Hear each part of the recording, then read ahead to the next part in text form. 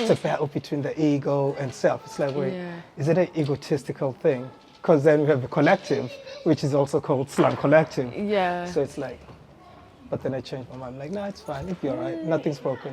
Sometimes you don't pick the name picks you. And if something goes, like, yeah. with most of the brands you see in Manchester, you'll see like Habitat. Yeah. It became Habby. Yeah. Like, if people pick... It transitions. Yeah, it transitions, and people make these names, and it's the people who pick your name 9 times out of 10.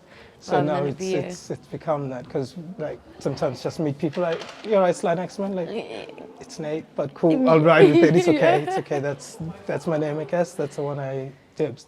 But no, welcome to episode 49 of Why We're Not Recording This, and this evening joined by Jay Pricey. Hi. First of all, Jay Pricey is a poet, author, and recently found out also an artist in terms of how would you describe it? It's, in regards to music, I don't know how to describe it. When I first showed it to my friends, they were like, no one else is kind of doing this. There's no sort of genre to fit into, and not to go off track, but my favourite artist is called WAWNRT.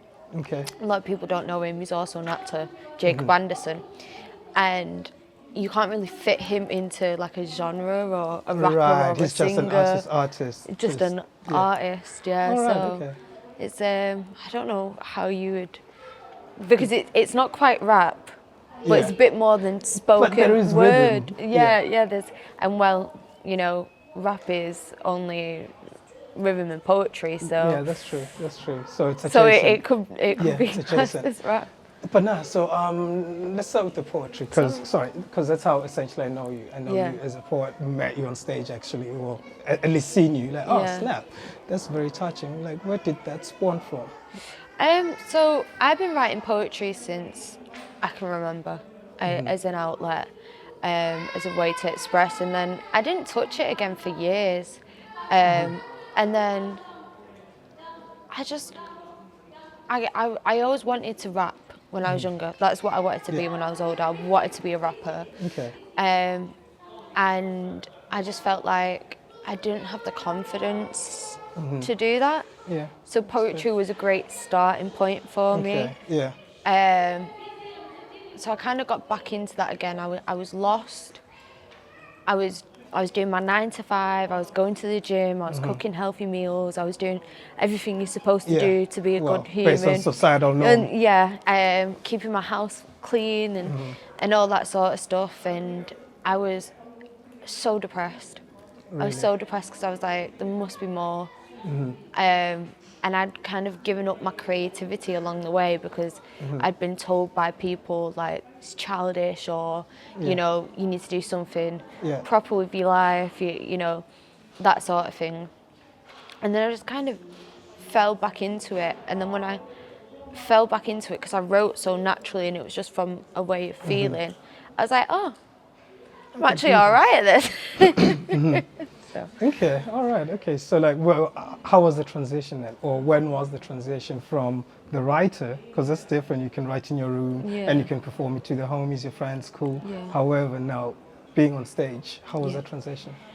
Well, the first time I performed, I really went into the deep end. So my friend had recommended Poets Ponder with Poetry Place.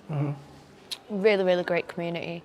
And my friend had recommended it, so I was like, oh, I'll put myself forward, not realising this was people who would, you know, who were seasoned in performing, who had been in the game for a very long time, and there was an audience of over 100 people. And I really didn't know what I signed up for, and then I was like, well, I'm here now, so, and I've acted since I was 8 years old. I've acted, and I was wanting to get back into acting, and then it just felt like it was too many hoops I had to jump through to eventually get agents. And then, and I just felt I want something that's within my control. I can do what I want, and I can shape my brand exactly how I want it, and I can make a change in the world, Yeah. the change I want to make, and it's Yeah. not dictated by others. So, so it went from, I remember it was in the May of last year, I posted my first video online of doing... How were the nerves? Just like, okay, this is what I do, friends. I've been posting for like a year on advice. So Right. I'd been giving advice, dating advice, relationship advice, you know, friendship, everything to do with relationships, friendships, all that sort of stuff. And then I was like, okay, I've been doing that for a while. Now this is actually what I want to do. So there's an element of being comfortable in your own skin, and also being comfortable in front of the camera, and also in front of people, and so kind of like giving your expertise. It fell quite naturally into, oh, I love doing this, I love doing this, and I love doing this, and it was just like a Venn diagram. I was right in the middle with poetry. I was like, this is exactly. And it's just leading the way and open the doors as you move. Yeah. All right. Okay. Like, so how would you describe your poetry or your poetry style? I describe it as, well, it depends, because it depends what place I'm writing from. Right. So if I'm writing from a place of it being purely an outlet, there's no really way to describe it. It's just how I felt and those emotions. Yeah. And I write how I think. So I've asked like a lot of artists this, and they say the same. Yeah. I think in rhyme a lot of the time. Right. Okay. That was not on purpose. No. That was not on purpose. It's only because you're a poet, but yeah. But I'll be going to sleep and I'm trying to sleep and I can't because it's all coming to me. So I'll just be writing down, like I'll be driving, I have to pull over, I'm writing down. So there's those sort of poems where they're literally, and usually I write the fastest and the most like edgy when I'm angry. All right, I was gonna ask you, like, which emotion do you draw from whenever you're writing? Yeah, I think it completely depends. Like, then there's that. So there's that angry when I'm angry at, say, a person, which is not very often. Yeah. And that's a very quick sort of. But then I get angry at the world. When I get angry at the world, I'm like, right. Yeah. This is the point I want to make. This is the education I want to make, and for me to get to this point, I want statistics. So For example, Burn the Witch. Yeah. I see what you're doing. Yeah. So Burn the Witch. So Burn the Witch. This Ends With Us and Not So Great Britain all have statistics in there. Okay. Because you can't argue. No, with you the can't argue. statistics. No, And you can't argue with my statistics because they're research. They're from research papers. You know, it's not just I've gone onto Google and. No, that's what I mean. Because it's quite interesting. Because it's not necessarily like you just generalizing on the topics. Do you know what I mean? It's like, no, I am kind of well versed in it. Yeah. I know what I'm talking about based on my research, which I actually found quite interesting. And I'm thinking, I wonder, you should have called the poems numbers. That would have been cool, because like on Burn the Witch, 5, I feel like it sounded like 5 every time. That's the first number that clicks. So like, from that one, where did you draw the experience then? Is it just like first-hand experience and then relating to other women in the space, or like? So with that one, with Burn the Witch, that comes from years and years of being pushed to the side with gynecological problems. I have PMDD. 2%. I have deep endometriosis. I have quite a few gynecological things, not to get into a whole list of it. Yeah. A lot of, like PMDD, there's not actually a cure for it. There's not actually medicine for it. It's just take these contraception or take these antidepressants. And hormones control our lives, literally control our lives. And it's so under-researched and it's so frustrating because it's like I'm having to do the same work as everyone else, except I've got like, I'm dragging 10 kilos along with me, stuff in my back all the time, and it's like other people can't see those 10 kilos I'm carrying, so it's like, well, why didn't you do this today, why didn't you do that today? And frustration, and to be honest, a lot of my poems come from quite selfishly me experiencing something or getting angry about something, and then being like, oh, okay, let me express how I feel. But let me research it first. So the poem was originally going to be on the gender health gap. It wasn't going to be called Burn the Witch. It was going to be a poem surrounding and educating not only men but women, because women don't know themselves the gender health gap. So I started with that, and then I ended up down this rabbit hole, and I was just like, I didn't realise how unfair it is for women. Yeah. And a lot of people think, oh, all this stuff is happening in different countries or this, that. No, it's if you happening talk about the here. subject, let's look here. Yeah. Let's not start nitpicking Yeah. about. Okay, no, I hear that. Like, have you performed it on stage? Burn the Witch Yeah. with the music yet? Yeah. No, I'll be doing that Friday. Okay. So I do it acoustic, obviously, with the spoken word, because that's how I originally did it. Yeah. And then I was like, I want some music behind this. Yeah, because I was going to ask you, what was the process like? Because for some reason, it sounds quite cohesive, like it was all intentional and like it was all directed towards the music. Yeah, but it wasn't at all. Right, okay. No. So I wrote Burn the Witch, it would have been start this year. Yeah, it was start this year. And I knew I wanted to get into music. I've been saying it for a while.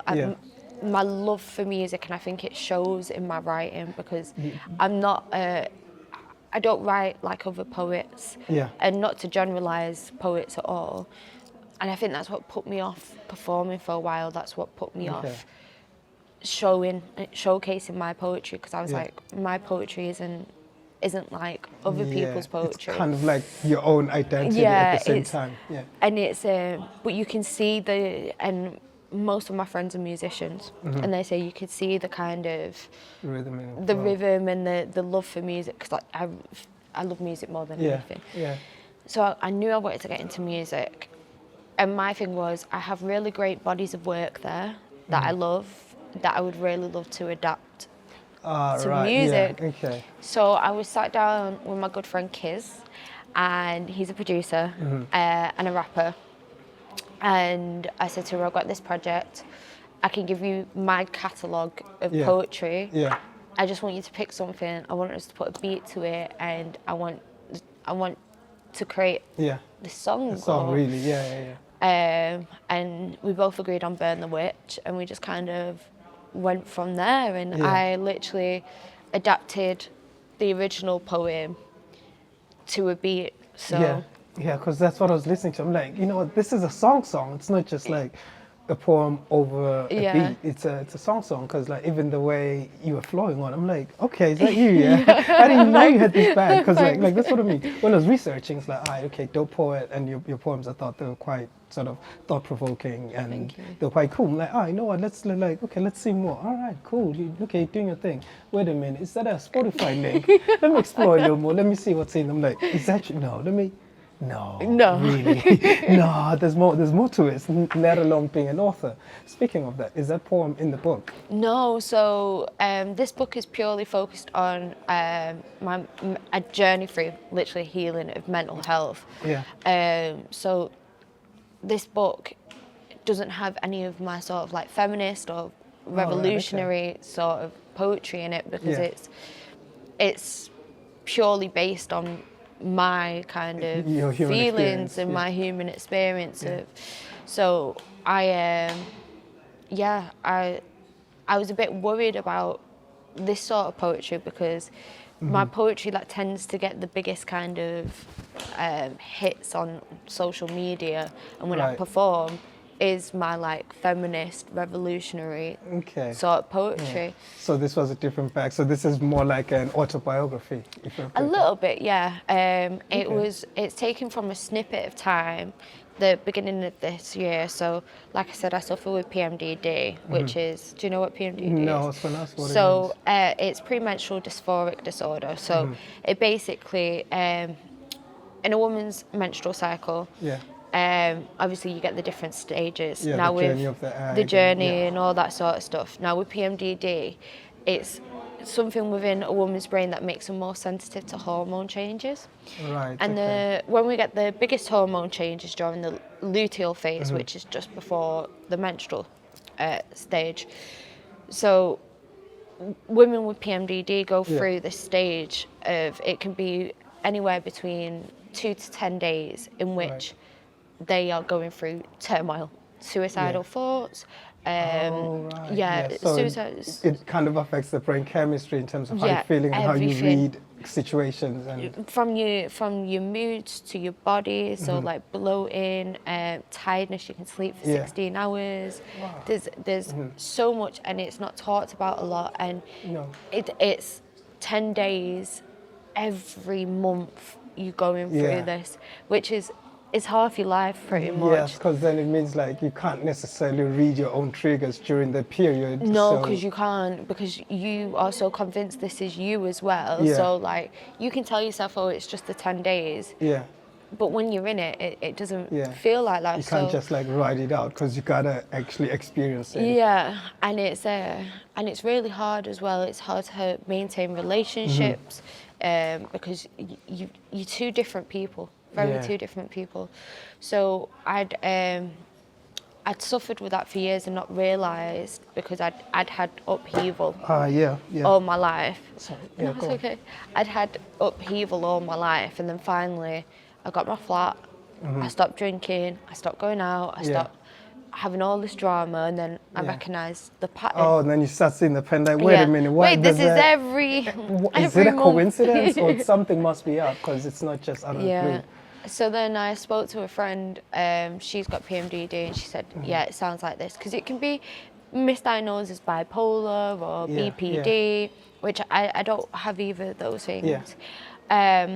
So I got diagnosed, and then I was like, right, okay, what do I do with this now? And What does this mean? Yeah. I was dead set against antidepressants, because I was like, I'm not taking this for the 10 days a month that I don't feel great. Yeah. And I was dead set against contraception, because it's putting a foreign body into your body.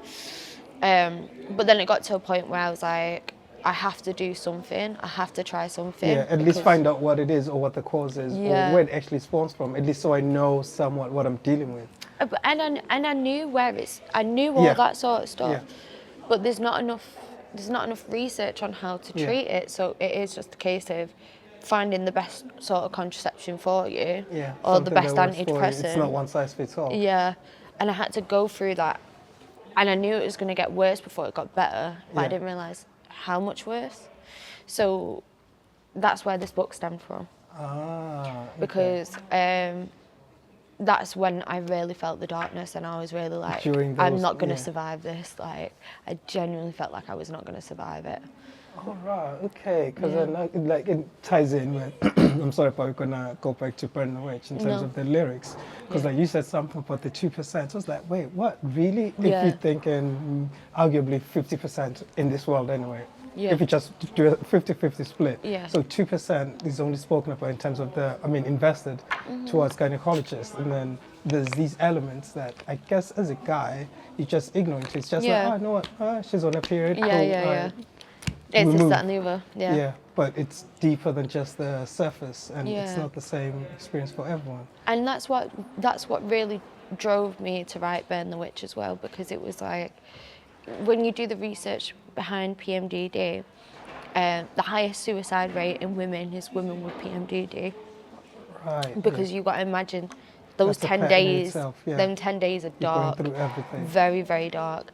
You know, even down to the fact that women with PMDD are less likely to be able to work, because if you're working in an environment where you have to show up and be, show up on time every day, and that's expected of you every single day, those 10 days showing up as that person, it's like, incredibly first of all, I ain't the same in these 10 days. I don't even know who I'm going to be when I wake up. All right, okay, so how are you dealing with it now? So I went on the contraception, and it's made it a lot better. It's not fixed it at all by any means. It got worse before it got better, which is where the book came from. Yeah, that's a mind, body, and spirit side of it. Okay. But before I started on that, it was very much like, and I talk about it in one of my poems, it's called 10 Days, which explains PMDD. But it was like literally like tying myself you know, like a werewolf ties themselves up, so they go. Yeah, it's just, I've seen a movie recently. It was like, I can't remember the name of it.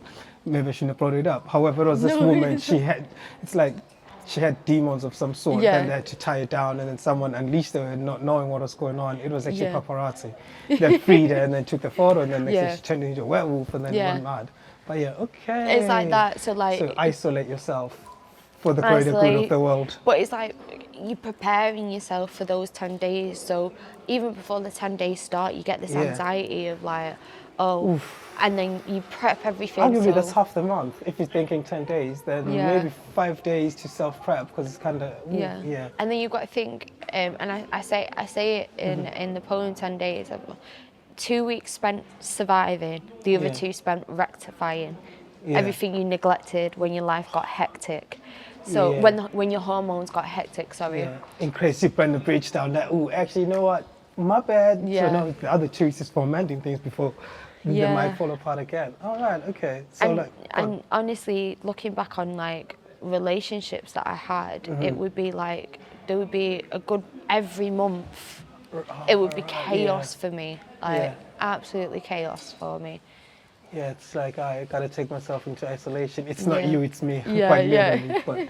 But that's good. So I guess the book was an outlet. Don't mind me. So the book was when I kind of came out of it. So I was reading Man's Search for Purpose by Victor something, I can't remember his name, it will come to me. I butcher names all the time, like, that's completely fine. But yeah, it's called Man's Search for Purpose, and that changed my perspective so much. And essentially what it is of the book is to find purpose in your suffering. So for me, not to spoil the book in any way, but for me, I was going through a journey, and I found my purpose in my suffering is that I'm able to get new outlooks. So pain. So you see it as a superpower. Pain is new perspective. I say it in this book. Pain is new perspective. Perspective is poetry. Poetry is purpose, and purpose is power for me.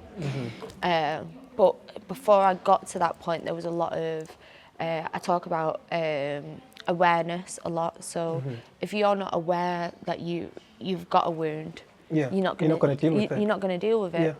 And then accountability is, well, if you're not going to, stitch up the wound. Like I say in there, and it's one of my favourite things I've ever wrote, which is something along the lines of, you might not have been the one to sew up the shitty hem, but it is your responsibility to stitch it back together properly.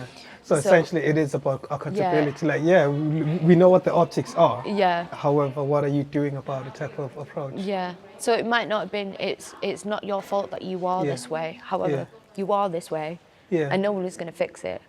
It's almost. But you, it's no, I hear just that. Like, it's like an extension to it is what it is. Now what? Now what? All right.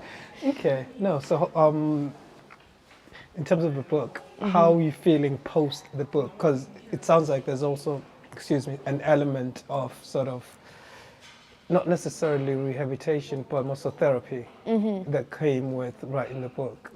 I didn't realise until I'd wrote it and I put it all and I seen it in a sort of format, how much closure it gave me to a lot of things. I don't say it's an autobiography just because I've lived a life and a half. There's a lot more to it. For a 26-year-old, this was just a glimpse of a time, but also reflects on other times that created that moment as well, but not in its entirety. But it still offered me a lot of closure, because it's like there was a part of me, and I think it was the little girl in me for a long time that wanted to tell people, like, this is what I've been through. This is what I see. This is my world. This is my story, and I'm here despite what I went through. So for a long time, I wanted that. I wanted people to know that story, and I think it was a little bit of a crux for when I wasn't doing so great. Is like, I'm not doing so great because I've had all this happen to me. It's a kind of excuse. Now it's more of a case of, I had this happen to me, but despite that, I'm still here. This and is me. I'm doing. Yeah. But post book, I had that closure. Post book, I was kind of like, oh, I was in such a rush to do it. I wish I would have done this, or I wish I would have done that. I've never written a book before. Yeah, because no, that's what I was going to ask you. Like, yeah, I was going to ask you about the ups and downs in like writing the book. Okay, so so you did initially set out like I am writing a book rather than collective of poems and then put them into a book. Okay. Yeah. So I had a catalogue anyway of around 50 poems, and then what I did was I was like, right, I want to write a book. That's what I want to do next. And it was just purely because I want to write a book, but I want to write a book that is going to help people. Yeah. So what I did was I printed out my whole collection of poetry, my whole catalogue, and I was like, right, okay. I mapped it all out. So I was like, right, this can go at this, and we'll have it in this order. And then I was like, right, these poems don't really fit into this book, so that can go into another book. And then those poems don't fit into another. Yeah. Because I have another book that I will get round to publishing at some point, which is called Love Didn't Kill Me, But Damn It Tried. Okay. So that's all my very like lover girl, angry. Yeah, so that one is love oriented, whereas this is about being in the darkness and seeing light through it. But with each one of my books, I want it to be a journey. So this book takes you through that journey of starting in the darkness and coming out, not necessarily in the light, but recognizing the light in the darkness and what you can learn. Yeah. So it's a full journey. So I want that other book to be a full journey of, okay, I know what healthy love is now, and I know what healthy relationship is now. So until I've actually lived those experiences. Yeah, I was about to ask you, do you feel like you know what that looks like yet? No. I know what it looks like. Can I put it into practice? Oh, hell no. So until I've had those experiences, that's a book that gets left on the shelf. Because right now it's very much just learning from bad experiences, being in a very crash out so right now you are living the book, all that stuff. And I'm kind of in like that that kind of healing alone. I've been in that for quite a few years, but like you just have epiphany after epiphany of being like, oh, okay, this stems from this or that stems from that, and that kind of thing. So that's a book that kind of gets left on the shelf till it'll write itself. It's like you planted the seed. Yeah, it's there kind of thing. Yeah, I have to live life, and you'll find with a lot of musicians, they were like, I had to go away because I had to live life to have places to write from. I hear that, because like, I'm living the studio life, but let me go actually live what I'm about to write about. Yeah. Okay, so question for you: what does healing or being healed look like to you? Healed is impossible to reach. Okay, we're always healing. We are always healing. Yeah, I agree with that. But I think healing comes with a lot of grace, and I think we can continue to heal and heal and heal with giving ourselves grace and understanding. You know, I have a poem that says, you know, understanding the tools that I have now I wasn't given. Yeah. I wasn't given these tools being brought up. I had to literally forge them myself from, you know, friggin' stick and rock. It's all I had. And giving myself that grace of all of the stuff that I've done in the past. I did not knowing better. However, now I know better. Yeah, when you know better, you do better. Yeah, well, you'd think. You'd think, because like, it's a continuous now, because it's like, well, as humans, we go through different types of emotions, I guess. Yeah, it's about having grace, isn't it? Yeah. It's about having grace. It's about, you know, why do we heal? Why do our neurons heal? And it's so we can be better humans, so we can love ourselves better. But I've had many conversations with people, and it's, you know, 26 years of getting to know myself, and I still find out new things about myself all the time. No, it's funny because like, I can't remember who I was talking to. I think I was talking to one of the homies, I was thinking, like, I was saying to him, it's funny when people say they know me, because, like, to a certain extent, I barely know myself. Yeah. So which version of me? Because, like, if you know me, fair play. Yeah. Because I'm still getting to know self. No, like, that's quite thought-provoking, like, once again, like you're writing. Because when you say grace, are you talking grace for self or grace for the other? Grace all around, but mostly grace for yourself. Yeah. Because the problem is when we start giving grace to others, which we should, grace has to come with boundaries. And you can have an understanding of someone's behaviour, but it doesn't make it acceptance of someone's behaviour. So, but even in the sense of going back to that sort of healing and grace and everything, it's I think we can put too much of it being a task on ourselves. I've got to heal, I've got to heal, I've got to heal. Yeah.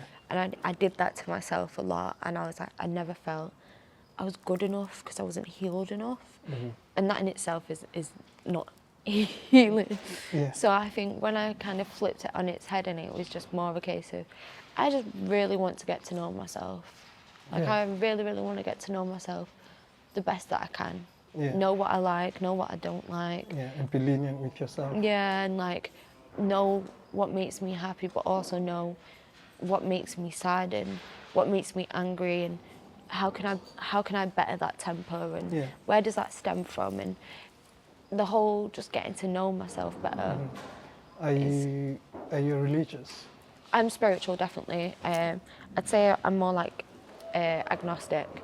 Okay. I believe in God. I believe there's a higher power. I feel like there's been far too many scriptures and that sort of stuff, and tampered with far too many times for me. And who am I to know?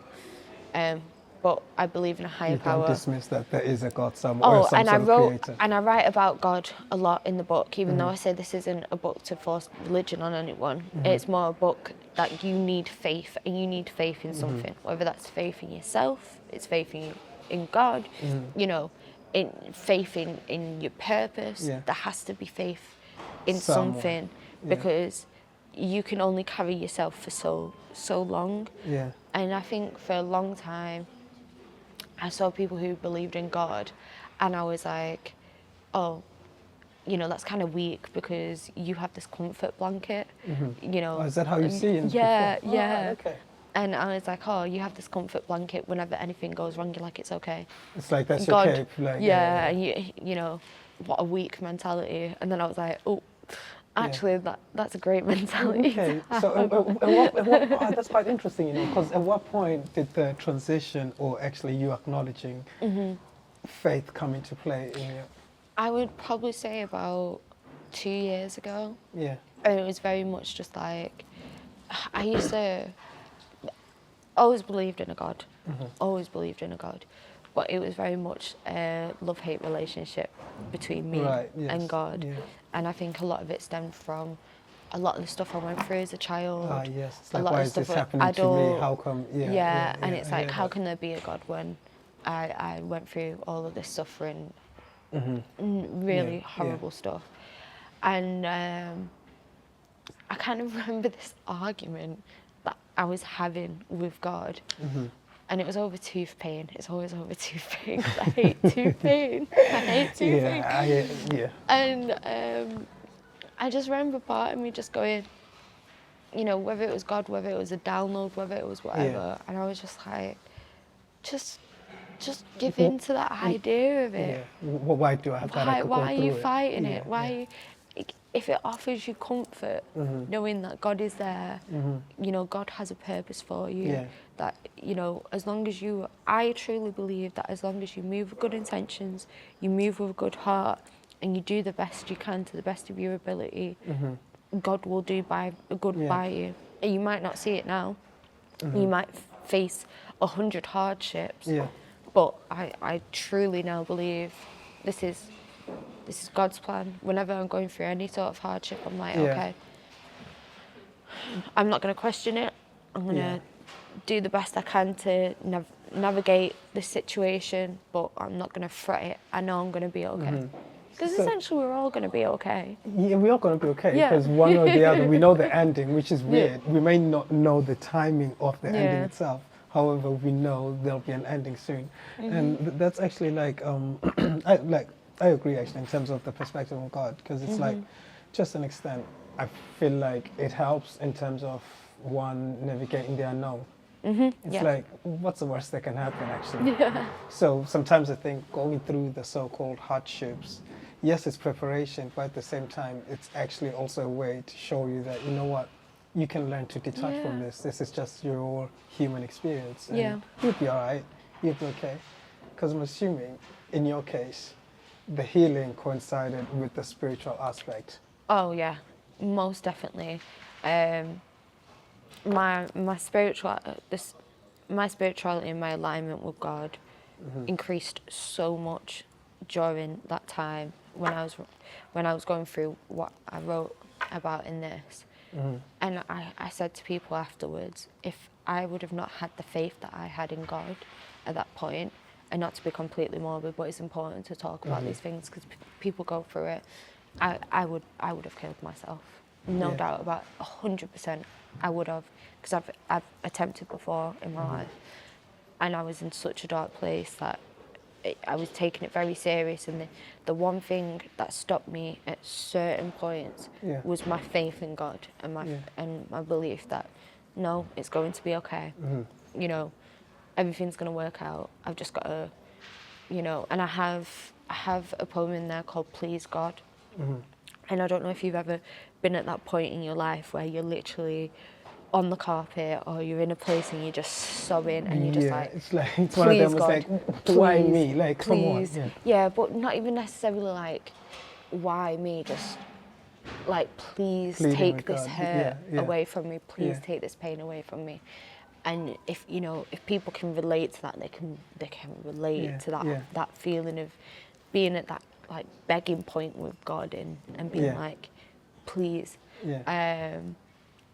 And it's kind of even in that that poem, "Please God." Keep saying I'm going to perform it at some point. With "Please God," it gets to a full circle where it's like, and if it please God. If it please. Yeah, from "Please God" to I mean, no wonder please we're God. here. I'm surrounded by words. Yeah. All right. But that's so okay. spirituality definitely, and God didn't necessarily save me, but He was definitely a safety net Yeah. there for me. Oh, wow. Okay. I didn't know you went through that. And that's actually quite interesting. Like, in terms of how you navigated God and your healing process. My question is now, I know we're going to take it to music.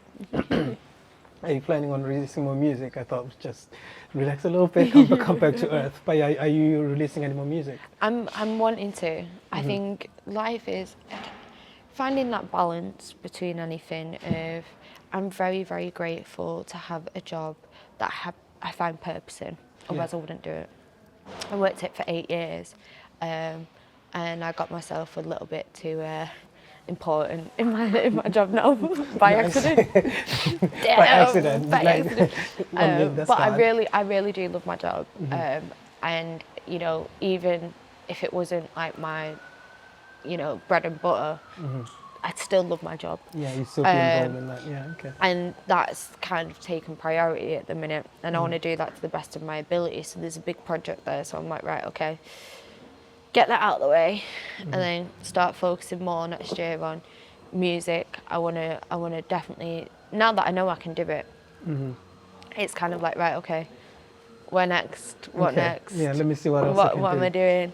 I don't want to just do as much as I love my revolutionary sort of stuff. I want to do stuff from mental health point of view, like from lover girl point of view as well, because I feel like I've put myself into this kind of box, which is okay because I'll find my way out of it. I always do. Yeah. But I put myself into this sort of feminist box, which there's no shame in, although people think there is. And that was completely by accident as well. Yeah. Completely by accident. So, and I think people forget that I have emotions outside of that as well. I mean, like you are a multi-layered human. Yeah, oh God forbid. Like, Yeah, it's not just like, yeah. this is all I do. Yeah. So then, I mean, you mentioned purpose a couple of times. So now I'm going to ask you, do you think you know what your purpose is? My purpose, I wouldn't say I know what it is, but what I would like to think my purpose is and what drives me is I want to help heal the world in whatever way that is. Okay. And whatever change I can make that makes people's lives easier, even if it's just offering a perspective for people, a perspective that helps people. Yeah. And I always say, you know, my truth isn't the truth. Your truth isn't the truth. No one's truth is the truth. However, you may find truth in my perspective that will help you. Yeah. We can also be, like, two things can't be right, or multiple things can't be right. Exactly. Yeah. No, Exactly I agree with that, because funny, I'm sorry, I keep bringing up the homies, but it's funny because we're talking about this, like, in terms of perspective, we can both be looking at two sides of the same sculpture or statue. You say, no, you know what, I think that's a ball or whatever. Yeah. And then from that side, whereby it looks different, it's like, no, I don't think so, I think it's just a cylinder. And both of us could be right, but if you don't allow me to share my perspective, you won't know what it also could be, which also there's an element of being open to other people's experience and their perspectives.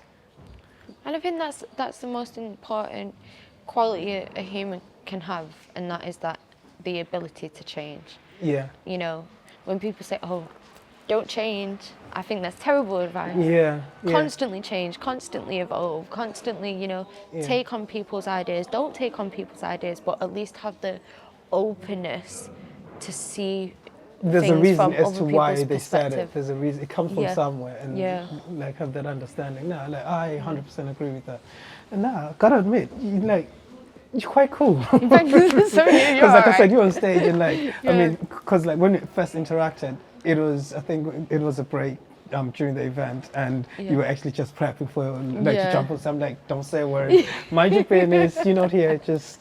And then after I was like, oh snap, she can play with the words. No, that's thank you for joining me. And before we end, what are you listening to lately? Because we like music around here. Yeah, so I love music. So Mariah the Scientist. I would have definitely got her name wrong. But I have her on repeat recently. I'm trying to think it without looking at my playlist. I have like a favourites playlist that I'll just literally repeat, and it'll go from anything from like gym class heroes to like gym class heroes to Guns N' Roses to you know, I'm trying to think now.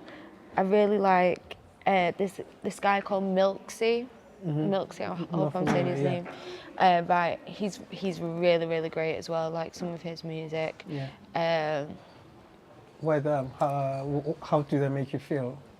The Milksy sort of music. Well, there's a particular song which is called Ego, and it starts off very like R&B, slow, kind of melodical, and then it goes into this like hyper rage sort of song, like pop punk rage. And it's just like the emotional roller coaster you go, and the first time you listen to it, you don't expect it as well.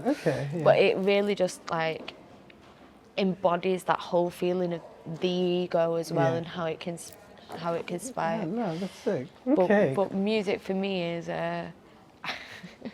one of the worst nightmares I've ever had. This is so off topic, but one of the worst nightmares I ever had was because I always dream about going into the future or parallel worlds, and I got into the future and music was banned. Music was completely banned. Not about how to live in, but go on. It is a nightmare. So music is completely banned, and somehow I've managed to get my hands on some music, and of course I'm listening to Drake. Of course. Okay, I didn't know we were going to go to Drake, but yeah. Of course, I risk my life for Drake. Listen, Drake is OG. Like he inspires me on a lot of stuff. Drake, Dave inspires me a lot. If you look at my sort of writing, Yeah. you'll see a kind of a theme there. That no, I'm is- listening to it and I'm thinking, but not even necessarily the beat, but the flow kind no, of no, style that's what I'm and talking stuff. about. I'm Yeah, thinking yeah. about that. And I'm thinking about, well, Drake, Dave is okay. a big inspiration Right. there. He's Okay. absolute lyricist genius. Yeah. But anyway, in my dream, Yes. I risked my life for Drake. and this squad team comes in, and then I wake up, and I was like, I'd do it again. Was it? I was about to ask, was it worth it? But clearly it was, because you do it I'd do it again. again because my idea of hell is a life without music, because music is the soundtrack to our lives. And some say Really even is. our heartbeat has a rhythm to it. Oh yeah. That's Burn the Witch. The BPM is my heartbeat. Ah, Yeah, okay. Kids did that. Kids did that. Ah, nice. Okay, yeah, we'll play. No, to be fair, I mean, I used to listen to Drake, but not as much now. Yeah. But as far as anything else, I respect his artistry. I mean, as an artist, fair enough, do your thing. But one thing that I say, and it's not a slight at him, sometimes I don't believe his lyrics. Oh yeah. So that's my issue. I get that. Sometimes, But like- I think it's a bit like I went through a phase like that. But in acting, we talk about an actor is as good as the work he chooses. Yeah. So you think of people like Michael Jackson. Michael Jackson didn't write them songs. No, yeah, He no, had neither those did songs, Beyonce. right? Yeah. Beyonce yeah. didn't. You know, they're as good as the work they choose. Yeah. And that is the same with Drake. Yeah, that's true. Drake is as good as the work he chooses, and Yeah. he is And to be fair, excellent choice he's there. got, and I mean, like, I'm not gonna like Marketing and all be that exactly stuff. the whole package. Yeah. Fair play. Yeah. Do your thing, dude. It's not like that's- he's just got hype and he's got terrible tracks. Like Yeah. he's No, got, that's the thing. He's got variety. He's got range. yeah. Of which, like, now I'm clocking. It's like, okay, so you have the range too in terms Yeah. of, okay, I guess you're an author. Now you're playing around with music. I'm not sure if to call you a rapper yet, or is it too soon? too soon. Or just Too soon, but spoken word. we hope. Yeah. Because that was me as a little girl. That was my dream to be a rapper. Yeah. Absolute dream. Like, I looked up to Eminem more than anyone. Like, I was like, yeah. No, I'm gonna be like, the is one of the first white wordsmiths. female rapper. That's what I'm gonna be. Yeah. I mean, you're not going to be the first, but still, No, but it's impossible. But no, that's sick. Like, as far as me, I'll share what I was listening to. I've been listening Oh yeah, to sorry, I Surf. didn't ask you. I'm so No, sorry. it's fine. No, it's just for the viewers. It's fine. No one's interested. I'll just. What was you carry listening on. to? Nah, it's Surf. I was listening to Surf. Do you know Surf? No. He's I actually interviewed him yesterday. Oh, okay. Yeah, he's also similar lineage actually in terms Okay. of poet, rapper, minus the book, I guess, unless he's got a book that he's working on that I don't know about. Did Saf perform? I think so, but he's done a few of them. Yeah. He's I think also, I'm pretty sure I've seen some of his stuff. Yeah. So basically, I've been bumping his music and yours, and Like, my one track. yeah. I mean, it's there. No, here's the thing, though. It sounded like you've done it before. Oh, thank you. It sounded like you've done it before, and one thing I'll say, I mean, you were talking about rage. I can't remember which artist you're talking about in terms of getting the rage. It's one of those ones that make you rage as well. Yeah. I feel like the emotion translate, especially when you came with the quotables and with the statistics. It's like, oh snap, you actually know your shit. It's not just like a nice plan. It's like, I'm talking real shit. So yeah. And even that sense of like, when I'm writing, it's not like I find statistics to fit the rhythm and rhyme. It's either I'm very lucky, but I get the statistic, and then I find a way to mold the next statistic to. So it's less about. I constantly mold words and it's not find like you're trying to fit in alternative. the statistic. No, I will right, find okay. alternatives or find words to mold. I hear that because, like, honestly, it sounded Syllables, like they're amazing. no, like it's crazy because when I was, like I said, when I was listening to it, that's why in my brain I thought, is a song called Five? I'm like, Brenda Witch. It's like, wait, so who's the witch? Wait, hold on, like, let me play this again. Like, nah, like, you know what? Yeah, It's a dope track. the title really comes from the fact that we just, you know, how many women were burned at a stake because It's a people double entendre when I was, pointed and said she's a witch, Mhm. and we just joke about it and we just pass it Yeah, off, and it's yeah. like, But but that's really, our they were- heritage. That as yeah, women, that is it's our. it's a lived experience. It's a lived experience of, you know, amongst many other tragedies, Mhm. but we just kind of laugh Yeah, about yeah, it, it's, joke it's about. just a tale now. Yeah, blah, blah, blah, and yeah. it's very much now like any woman that speaks on, you know, feminism. It's like people don't see feminism as like feminine, Yeah, yeah. and people get like, even from me, they're like, oh, I didn't expect you to be so feminine if they've seen my feminist work, or oh, I thought you'd hate men. No, Yeah. I love men. I have Yeah. so many male friends Yeah. that I love, Yeah. and it's because I love them so much Yeah. that I push this sort of stuff out there. Yeah, no, I hear that because Yeah.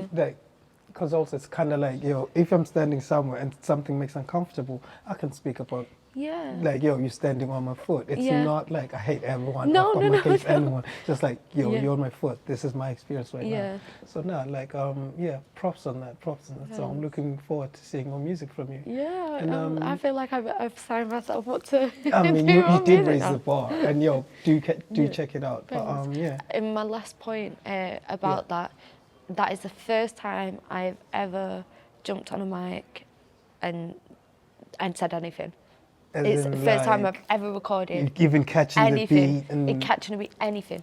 First time I have ever done anything doesn't like that. sound like it. Thanks, I Doesn't like appreciate it. it. Nah, like, yo, I'm even tempted to like just play it at the end of this. Yeah, just so you all can know what I'm actually talking about. I'm not just saying it. But nah, if you tune in this far, thank you for joining us, and please do like, comment, and subscribe. And yeah, until next time, peace, love, and wisdom. We out. Thank you, appreciate it. Yo, No, I appreciate it. thank you. That was so.